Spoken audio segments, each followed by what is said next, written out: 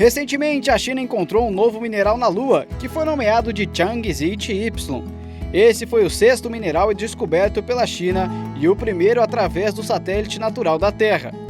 O mineral chegou à Terra em 2021, tem sido aproveitado para pesquisa sobre a cronologia da Lua e também para a evolução lunar. O mineral foi localizado em amostras coletadas da região de Oceanus Procellarum pela Chang'e 1, missão de exploração lunar realizada no ano de 2020. Nesta missão foi coletado mais de 1 quilo de amostras lunares para estudos. A primeira sonda lançada pela Chang'e 1 foi em 2007 e desde então Pequim tem investido milhares de dólares em seus programas espaciais e com todo o investimento tiveram ótimos resultados. Foi a primeira vez que tivemos uma sonda sendo pousada do lado oculto da Lua. O cientista Lin Yang declarou que essa descoberta só foi possível graças à tecnologia e à região que tem uma idade geográfica jovem, em comparação com amostras coletadas por outros países. Quais são os mistérios escondidos na superfície lunar? Essa e outras perguntas só o tempo dirá. Professor, o nome foi dado Chang'e Ito? Chang'ezita. Chang'ezita. Isso. Mas vai ficar esse nome mesmo? Vai ficar Provavelmente porque quem realiza a descoberta de um novo mineral tem a possibilidade de nomeá-lo. Então ele é derivado do nome da missão, que foi até a Chang'e, que foi até a Lua. Esse Ita vem dos... É um sufixo que normalmente designa minerais. Minerais. De modo interessante. Todo esse sufixo ito, ele quer dizer, por isso meteorito. Por isso meteorito. Meteoro é o que é? O meteoro é um fenômeno luminoso que acontece na atmosfera da Terra. Frequentemente, quando nós estamos no campo, numa noite clara, sem lua, vê lá um risquinho brilhante cruzando o céu rapidamente, que o pessoal chama na prática de meteoro, eventualmente estrela cadente. Né? Então, isso atesta que naquele instante você viu a entrada de um pequeno corpo celeste na atmosfera da Terra. Então, o meteoro é só o fenômeno luminoso causado por um corpo celeste chamado meteoroide que entrou na atmosfera. Então ele entra, meteoroide, produz o fenômeno luminoso, meteoro, e se ele tiver condições de chegar até o solo, colide com a Terra, encontrado é um meteorito. Olha, nós temos aqui, gente, deixa eu mostrar aqui para o pessoal aqui, ó. Nós temos aqui, o professor trouxe vários meteoritos aqui, ó. Dá para mostrar, dá, né? Pra gente mostrar aqui, dá para mostrar aqui, dá, né? Olha aqui, esse aqui, ó. Posso mostrar aqui? Claro, fica à vontade. Aqui, ó, esse aqui é um meteorito. Olha aqui. Esse aqui é um meteorito. Esse aqui é, professor? Essa é uma composição química peculiar. Ele é formado por dois elementos químicos preponderantes, o ferro e o níquel, numa liga metálica que não é reproduzível em fornos terrestres. Não tem como você reproduzir, por quê? Porque ele é de uma... Feito em condições de pressão e temperatura extremas. Muito provavelmente ele foi parte de um núcleo planetário de um corpo que existiu. Olha que interessante. É um núcleo de um planeta que explodiu. Isso, desintegrou-se. Provavelmente por ações de forças gravitacionais no seu entorno, ele se fragmenta e os fragmentos passam a compor uma farinha, digamos assim, que caminha em torno do Sol. Eventualmente, eles se aproximam da órbita da Terra, nós os atraímos, pela gravidade. Caem sobre nós. Que interessante. Oi? Mais ou menos quanto tempo dá para... Alguns deles têm estimada idade entre torno de 2,5 bilhões de anos. Esse, em particular, foi feita a datação, ele tem 4 bilhões de anos. 4 bilhões! Nós estamos com um meteorito de 4 bilhões de anos. Olha que existe há 4 bilhões de anos. E sempre um privilégio tocar num corpo celeste. É verdade. Uma coisa do outro mundo. Do outro mundo. Que vê. Agora, interessante. O senhor falou que é níquel e ferro. O núcleo da Terra é níquel e ferro. Muito provavelmente níquel e ferro também, que guardaria semelhanças com a composição do núcleo terrestre. Esse núcleo da Terra, que a gente diz que é aquele núcleo, ele está em estado... Plástico fluido, né? Na verdade, o núcleo, pelo que a gente acredita, ele está subdividido em duas partes. Uma parte interna que tem características de um sólido. E a parte mais externa do núcleo, líquido. Então, esses metais líquidos se movimentando lá dentro acabam gerando cargas elétricas que externamente transformam-se num campo magnético. Demais. É justamente isso lá no meio, essa mistura de ferro, de níquel, né? São os metais, justamente que faz com que a gente possa se localizar. Usar uma bússola, por exemplo. Bússola. Exatamente. A Terra é um grande imã. É um grande imã. Um grande imã. Que coisa maravilhosa, né? Fala a verdade. Agora, esse outro aqui, professor... Eu trouxe alguns meteoritos que são metálicos, que são os mais fáceis da gente reconhecer quando eles são encontrados, porque eles são muito diferentes dos materiais rochosos que existem na Terra. Os meteoritos que são rochosos, esses são mais difíceis esse é da gente reconhecer. Também é metálico.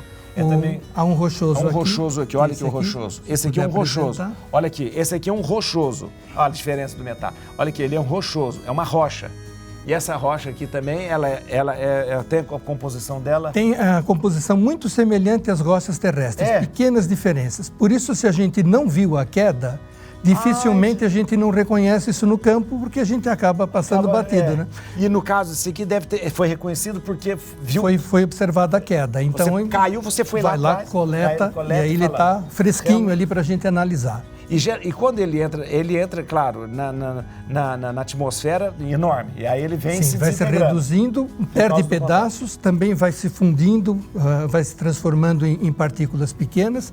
Geralmente nos metálicos a gente pode ver essas marcas, porque eles são sempre arredondados. É verdade. Eles não têm coisas pontiagudas. Não tem eles têm uma carcaça externa arredondada. Parece que as arestas foram desgastadas pelo atrito, né? Interessante. E chega ao solo bem quente, tanto que no momento da colisão você não consegue encostar. Não consegue. Não. Agora, esse aqui é um outro meteorito, olha que ele parece um vidro, parece um caco de vidro. Olha que interessante isso aqui. Parece um caco de vidro. Esse é um espécime bastante curioso, ele se chama tectito. É uma família de meteoritos, na verdade, que não é exclusivamente um meteorito. Esse, na realidade, é uma junção entre o que foi um meteorito um dia com rochas da superfície. Ele misturou com a rocha? Misturou. No momento do impacto, ele estava fundido, as rochas também se fundiram e acabou formando esse vidro composto em parte pelo meteorito e em parte pela rocha. Como ele parece um vidro. Agora, aqui tem minerais que nós não temos na Terra. Na verdade tem. No caso dos metálicos, tem um mineral que é formado por essa liga de ferro e níquel que a gente não tem em superfície. Não tem. Provavelmente deve existir na região interna, mas a gente não tem acesso. Né? Então é comum a gente detectar em alguns meteoritos minerais que não são observados na superfície da Terra. Porque a gente tem que lembrar também do seguinte, na Terra a gente tem água correndo na forma dos rios, nas chuvas, tem o vento, há processos de erosão e de transformação, de intemperismo. Então os materiais acabam se alterando, né? Agora, quando vem assim do espaço uma rocha fresquinha, a gente pode ter então ideia da composição original desses corpos lá. Que interessante, olha, é questão de...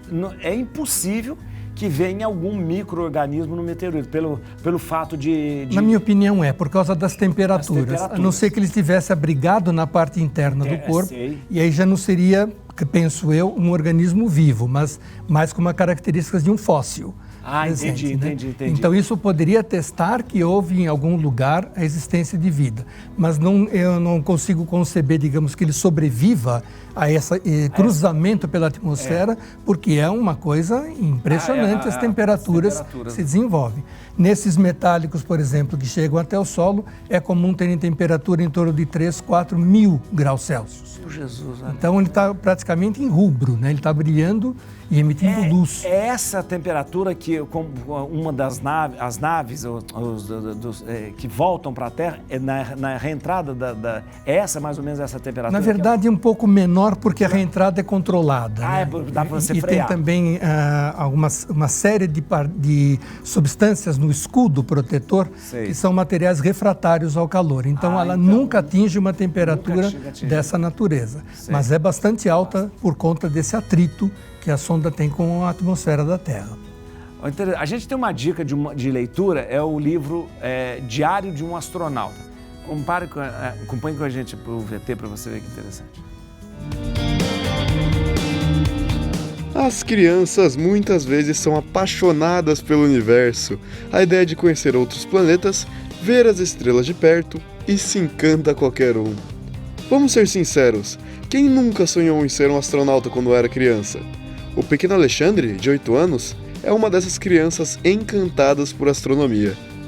Apesar de já ter vencido a Olimpíada Brasileira de Astronomia e Aeronáutica, ele ainda não tem idade para ser um astronauta, então decidiu escrever um livro sobre o assunto. Diário de um Astronauta, 10 Aventuras em um Planeta para Salvar, é um livro voltado para o público infanto-juvenil e conta a história do astronauta Juan Aurélio, que busca um meio de salvar a Terra de colidir com as estrelas Eta Carinae. Essa é uma forma de incentivarmos as crianças a entenderem mais sobre o universo e a procurarem mais sobre estes assuntos. Mas e você? Gosta de saber mais sobre o espaço?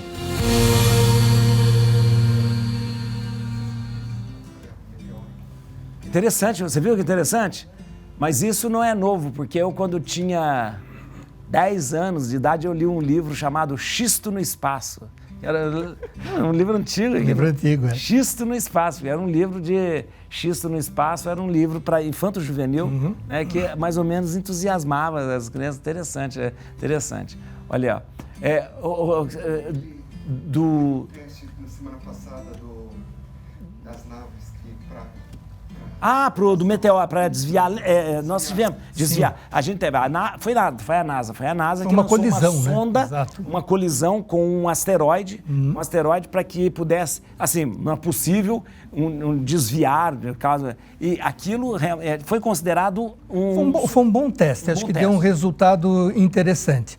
Quer dizer, antes desse processo que foi desenvolvido esses dias atrás, isso era uma coisa muito teórica, a gente só via nos filmes de Hollywood, né? Verdade. E vai, lança uma bomba e desintegra o asteroide. Ficava muito nessa área da ficção, né? Mas a gente está vendo que é possível com pequenos corpos, né? Com corpos muito grandes ainda não temos condição de fazer isso. O que é mais triste nessa história, digamos, de você ter um corpo se aproximando da Terra, é que nós só conseguimos detectá-lo se ele estiver muito próximo da gente. Sim. Isso limita muito tempo para você tomar a decisão, né, do que fazer. Agora, o mapeamento desses corpos já está sendo feito há muito tempo. Então, a gente tem uma boa ideia do que está aqui no nosso entorno. Isso já nos dá um alívio. Praticamente, né? A gente tem um mapeamento, sabe? Não existe nenhuma ameaça. Iminente não. Existem alguns corpos de pequeno porte que passam nas proximidades da Terra, eventualmente até em distâncias menores do que a Lua. Mas são coisas muito pequenininhas. Mesmo se houvesse uma colisão com a Terra, sei lá, poderia arrasar uma pequena porção da superfície no lugar onde ele colidiu. Mas para o contexto da Terra como um todo não afetaria em nada. É aquela coisa que é um negócio, que é mais fake news do que é o chamado Nibiru, uma coisa Nibiru. Eu não lembro exatamente o nome. Nibiru é alguma coisa semelhante. Um asteroide que colidiria com a Terra, mas aquilo é mais... É um folclore, vamos dizer assim. Né? Não temos nenhuma evidência de uma colisão que seria desse porte. Apesar de que no registro geológico a gente já teve uma ocasião em que isso ocorreu. A extinção dos dinossauros, há 65 milhões de anos atrás, foi um evento catastrófico de colisão de um corpo com a Terra. Então isso já ocorreu, a probabilidade de ocorrer existe, mas ela é muito pequena. O Golfo do México, eles dizem que o Golfo do México é aquele... Na Península de Yucatán tem uma cratera chamada Chicxulub. Chicxulub é uma cratera circular, meio mergulhada no oceano, parte quase aflorando a superfície, que é onde a gente acredita que houve a colisão. E ali tem praticamente a mesma idade de extinção, 65 milhões de anos, e espalhado pela Terra inteira, nós encontramos nas rochas sedimentares um horizontezinho de deposição onde existe um elemento químico abundante, que é o irídio. O irídio não é um elemento comum aqui na Terra, mas naquele horizonte de 65 milhões de anos, ele é bastante intenso ali, em termos de quantidade, que a gente acredita que sejam pedaços da poeira que ele acabou se transformando e foi irradiado para a Terra como um todo. Para você se localizar na Península de Yucatán, é Cancún, onde você vai passar. Exato, passar as férias. Tem mais um atrativo por lá. Aqui, ó, a gente tem uma pergunta para o professor Paulo, veja só. O turismo espacial é uma realidade, mas é algo realmente seguro? Algum dia ele pode se popularizar? espacial é aquela coisa dos bilionários lá, Estarem fazendo umas viagenzinhas de, na verdade, órbitas pequenas órbita, em torno como da o Terra. Gagarin fez, é aquilo. Exatamente. Que negócio que o Gagarin Aquilo que os primeiros astronautas fizeram no momento em que estavam abandonando pela primeira vez a superfície. Sei. É uma pergunta interessante, quer dizer, se é uma coisa realmente segura, nada efetivamente nessas missões espaciais a gente pode dizer que é absolutamente segura, né? A gente sabe que tem pequenos corpos que estão aqui nas proximidades da Terra, que eventualmente podem até colidir com os nossos engenhos espaciais, né? Não é uma grande probabilidade que isso aconteça, mas ela existe. Agora, popularizar um evento desse acho que está muito distante ainda, porque são coisas muito custosas. É verdade. É muito caro, né, você transportar um ser humano da superfície até colocá-lo em órbita. Então, por enquanto, será para poucos. Talvez aí daqui uns 100, 200 anos isso seja o comum, mas por enquanto eu acho que não vai ser. Astronomia versus extraterrestre. Fantasia ou realidade? Acompanha com a gente, veja só. Depois o professor comenta. O universo desperta a curiosidade de todos nós. Com toda essa imensidão no espaço, nós sempre acabamos nos perguntando: será que estamos sozinhos no universo? Em anos de pesquisa, trabalhando com outros planetas e as estrelas, os cientistas pouco falam sobre vidas extraterrestres. E quando é falado, muitas vezes parece uma teoria da conspiração. A complexidade de fenômenos, meteoros, satélites, planetas, estrelas, a Lua, o Sol... enfim, tudo é tão essencial à nossa vida e ao mesmo tempo tão misterioso aos olhos da maioria das pessoas. Mas será que existem dados que nos esclareçam tantas dúvidas? Será que nós humanos somos os únicos privilegiados na existência de toda a galáxia? Essas e outras perguntas nós vamos tentar responder agora, no Bendita Hora. Fique com a gente! É muita presunção desse VT falar que nós vamos responder essa pergunta. Não é verdade? Realmente vai ser difícil, né? Podemos só lançar umas luzes no problema. Mas é muito complicado essa coisa. Bastante. Eu devo também ressaltar que esse início de uma pesquisa séria para a detecção de vida veio também com uma pessoa que foi um grande divulgador de astronomia na América do Norte, que foi o Carl Sagan. Carl Sagan, é verdade. Ele realmente tocou um projeto de tentativa de localizar sinais inteligentes provindos de outras regiões do espaço. Agora, como foi dito, é um pouco uma presunção enorme acharmos que somos os únicos. Verdade. Só dentro da nossa galáxia nós temos mais ou menos umas 400 bilhões de estrelas. O Sol é apenas uma delas. Então, o processo de origem do nosso sistema não deve ter sido uma coisa completamente desconectada do resto do universo. Deve ter acontecido a rodo por aí. Então, eu acredito que existam muitos planetas em volta de muitas estrelas. O que nos falta ainda é o processo de detecção. Mas eu acredito que existam formas de vida em outros lugares. Professor, eu tenho uma teoria, vê se ela faz sentido. Eu acho que existem vidas inteligentes e tal. O universo, o que eu acredito é que nós nunca vamos ter contatos com essas vidas. Por quê? Porque o espaço é tão enorme que, para que a gente possa fazer uma viagem e conhecer, nós não teríamos tempo hábil, né, para fazer isso. Por exemplo, eu acho, não sei, eu acho que é 17 mil anos-luz que a gente tem um planeta com condições igual à Terra. Você tem que viajar a 17 mil anos com a velocidade da luz.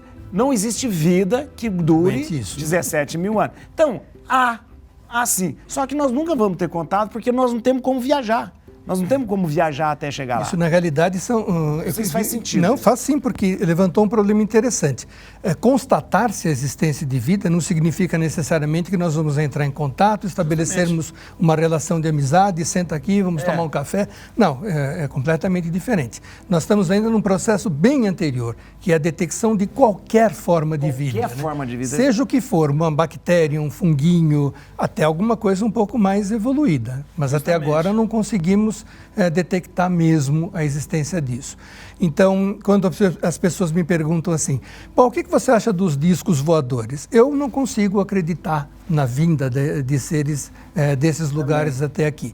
Principalmente porque a comunidade astronômica vasculha o céu diuturnamente há milhares de anos, né? E agora, depois da criação dos telescópios e de outros instrumentos, mais ainda essa prospecção do céu é feita com muito cuidado. E ninguém detectou até o presente momento algo que você fale, olha, isto aqui de fato era um disco voador, uma sonda vinda de outro planeta e tudo mais. Quando a gente fala em objeto voador não identificado, significa dizer que naquele momento eu não sei o que aquele objeto é. Mas pode ser algum satélite daqui, porque existem muitos satélites em volta da Terra, talvez mais de 15 mil, né? Entre os ativos e os desativados. E tem também aqueles satélites espiões que são lançados por várias nações, que ninguém vai avisar, olha, eu vou lançar amanhã um satélite espião. Não, eles estão aí por cima e você não sabe quem são, né? Então isso pode ser confundido com um objeto construído por uma outra civilização. E talvez seja nosso mesmo. O famoso UFO, né? UFO. UFO, né? Os filmes sempre exploraram esse assunto, né? Catástrofes, naves perdidas, homens, ETs, né? Uma dica de um filme que não poderia ser diferente aqui, ó. Interestelar. Esse filme de 2014, né? 2014. Vamos ver, olha que interessante. Eu vou voltar. Quando? Eu te amo pra sempre. Mundos potencialmente habitáveis estão ao nosso alcance. Isso pode impedir a nossa extinção. Vamos lá. Pensar só na sua família, há um contexto maior. Estou pensando em minha família e em milhões de outras famílias. Talvez a gente tenha passado tempo demais tentando resolver isso na teoria. O amor é a única coisa que transcende tempo e espaço. Não adentre a boa noite apenas com ternura. A velhice queima e clama ao cair do dia. Fúria, fúria, contra a luz que desventura. Não vou conseguir! Você vai sim!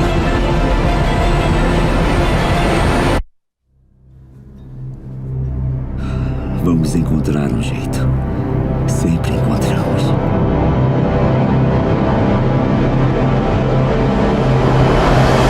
Interessante, interessante. Professor, o Brasil é um lugar privilegiado por causa da proximidade com o Equador para observação? Em termos assim gerais, nós temos boas áreas de observação no Brasil, mas temos um problema também que é a relação ao clima. Quer dizer, áreas muito próximas ao Equador, a não ser a área leste do Brasil, que corresponderia aos estados do Nordeste, a região amazônica é muito ruim por conta da umidade bastante alta, né? Então, normalmente os astrônomos procuram lugares onde a umidade do ar seja muito baixa e que o céu não nuble com muita facilidade, né? Então, os melhores lugares são os lugares elevados, as cordilheiras de montanhas. Chile é um lugar bom. Chile é excelente por causa do deserto do Atacama, cordilheira, num ponto privilegiadíssimo de observação. Lá estão montados quase todos os grandes observatórios da Terra. Aqui no Brasil, o nosso maior telescópio em solo situa-se em Brasópolis, aqui no sul de Minas. Pertinho ali de Campos do Jordão, você consegue avistar as cúpulas do observatório com um binóculo. Isso porque a Serra da Mantiqueira tem já um pouquinho desse atrativo de ser uma posição geográfica ideal. Mas em outros lugares, por exemplo, com baixas altitudes, umidade elevada, isso não é lá muito bom. Apesar de que, para o caso dos astrônomos amadores, que não são aqueles pesquisadores ligados a institutos ou universidades, mas que são as pessoas que apreciam o céu. Durante principalmente os meses de inverno nosso, julho e agosto, vem um monte de gente do hemisfério norte para cá. Primeiro porque o céu do hemisfério sul tem mais estrelas brilhantes do que o céu do hemisfério norte. Olha. E a gente tem o privilégio de ver nessa ocasião o centro da nossa galáxia passando por sobre nossas cabeças. E lá no hemisfério norte é junto do horizonte, eles mal conseguem ver. Entendi. Então vem essa legião de astrônomos amadores ao Brasil para ver o centro da nossa galáxia. A gente tem um lugar, a base de Alcântara. Eu conheço a base de Alcântara. Eu conheço em Alcântara lá. É uma base perto da linha do Equador. Porque gasta menos... Para essa finalidade, o Equador é muito bom. Né? Então, gasta menos combustível. Sim, vamos entrar num processo, digamos, competitivo com outros lugares que também realizam lançamentos de satélite. Nossa base é privilegiada em termos de localização. Isso é uma coisa interessante, né? Bastante. Interessante. Como que é? É verdade que dá para coletar meteoritos na água da chuva? Dá. Isso tem uma coisa muito interessante que você pode até reproduzir esse processo em casa. Interessante, gente. Ao longo do ano, a gente atravessa na nossa órbita em torno do Sol lugares muito próximos às órbitas de alguns cometas. Os cometas são astros que passam uma vez nas proximidades do Sol, às vezes demoram 70, 80, 100 anos para retornar. Mas em cada aparição eles espalham um pouco de partículas ao longo da sua órbita. Um rastro. Aquele rabo do cometa vai abandonando partículas ao longo da órbita dele. Quando nós ingressamos nesse lugar, vem uma série de meteoros, de corpos juntos que se transformam numa verdadeira chuva de meteoros sobre a atmosfera da Terra. Então, essa poeira que vai se assentar sobre a Terra demora um pouquinho de tempo até chegar ao solo. Então, o que a gente tem que fazer? É procurar nos sites da internet as épocas onde essas chuvas de meteoros acontecem. Já posso adiantar que tem mais de 200 por ano. Então, é uma coisa comum. Aí ocorreu essa chuva de meteoros, você espera a primeira chuva de água, né, dessas chuvas comuns, que vai ocorrer após a chuva de meteoros. Aí você, pelos condutores das calhas, você coleta a primeira água de chuva, filtra essa água nesses filtros de café que a gente usa para fazer café de manhã cedo e deixa secar. Secando, você passa um ímã por fora do papel, você vai ver uma porção de partículas que se oriçam lá com a passagem chuva de meteoro. São fragmentos de meteoritos pequenininhos que acabaram ingressando na atmosfera da Terra. Então, são micro chuva de meteoro tem dois sentidos.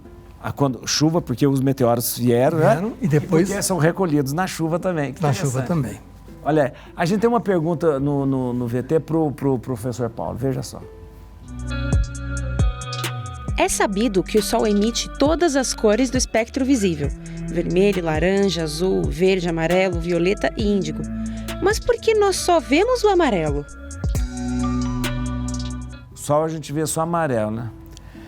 É uma coisa bastante interessante. Quando eu estava na escola, era muito comum a gente reproduzir nas aulas de ciência um experimento para mostrar que a luz branca era formada pela junção das 7 cores lá do arco-íris, que era o disco de Newton. Né? Pintávamos lá as faixas no disco de Newton, dava uma rotação bem rápida e aparecia a coloração branca. Quando você olha para o Sol, pelo menos assim para quem está observando o Sol lá na natureza, ele tem cor branca. Na realidade, o Sol nos apresenta essa coloração branca. Em relação às outras estrelas, tem algumas que são um pouquinho mais avermelhadas, outras um pouquinho alaranjadas ou azuladas. Na realidade, todas elas emitem as 7 cores do arco-íris, só que em quantidades diferentes. Existem para cada tipo de estrela uma região desse espectro visível onde ela emite mais energia. É um pico, digamos assim. Então, as estrelas que são vermelhas emitem mais nessa cor do que em outras, apesar de ter emissão nessas outras cores também. No caso do nosso Sol, a emissão principal está entre o verde e o amarelo, naquela divisão. Então, ele tem características de uma estrela amarela, como é o caso de Capella, uma estrela muito comum, visível aqui no céu de verão do hemisfério sul, mas é uma cor assim levemente amarelada. Quando a gente pensa em cores das estrelas, não são cores carregadas, são mais tons pastéis, uma leve tendência ao vermelho, ao alaranjado, ao branco, ao amarelo ou ao azul. Né? Mas a nossa percepção em termos de observação é que o Sol é branco, né? Só que é um branco levemente amarelado.